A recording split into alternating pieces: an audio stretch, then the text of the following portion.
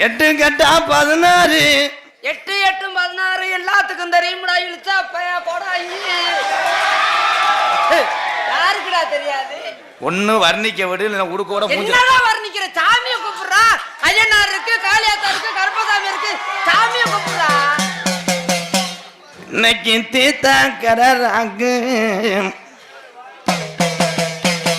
ஒத்தாங்கால நொண்டியா ஒரு காலு ஜப்பானிய வணங்கி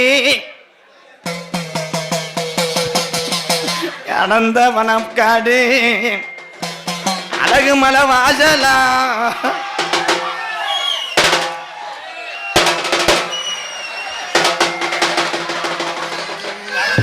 அத்தி கண்டாலி மேய்ச்ச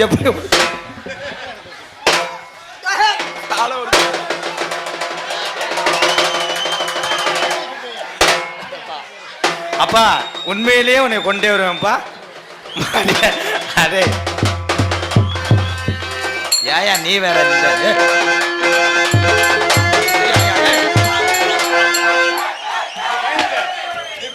அவன் தாய் திமிருக்காரன். எந்த சாமியாவது ஏறி அத்தி செப்ப பொழந்துரை முழந்தப்பறான். எந்த சாமியாவது ஏறி கோடாங்கி துடையில உட்காருமாடா? என்ன ஐயோ தொடையில உட்காந்து கொள்ள தெரிஞ்சானாடா அவன். எலும்பு ஒடிச்சு விட்டாங்க. இன்னைக்கு நீ வெக்க இல்லாம எனக்கு நட வெக்கம். என்னைக்கு உன் கூட சேர்ந்தனா அன்னைக்கு வெக்கம் புறம் போச்சு. நீ ஒரு வெக்கம் கட்டவே, நான் ஒரு வெக்கம் கட்டவே. ஒண்ணு உனக்கு குறி சொல்ல வேணாமா? ஆதி ஒரு காலம் உங்க ஐயாக்க வாழ்ந்த காலம். உனக்கு மரியாதை இல்லை.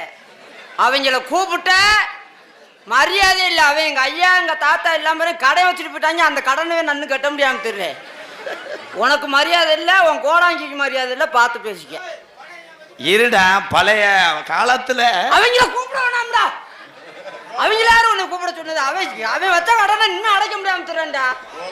மேல சட்டை கூட போட முடியாது தெரியும். ஆதி வேணாங்க மைத்து காலம். எப்படியாவது இப்படி ஒரு கிறுக்குண்டவன் ஒரு கோடாங்கிட்ட குறி வாக்க வந்தா அந்த குறி எப்படி இருக்கும்?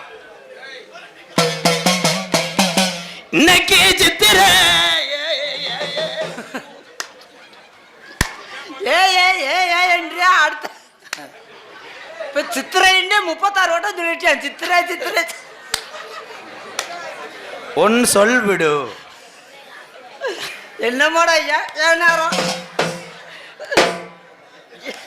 தலையெழுத்து உனக்கு. அதுதான் தலையெழுத்து தானே. ஓட்ட வந்திருக்க மாதிரி குறிவாக்கணும் மட்டும். ஏன் தலையெழுத்து தாண்டா. இருக்கங்குடி மாரியாத்தாவை வணங்கி வணங்கணும் வணங்கணும்.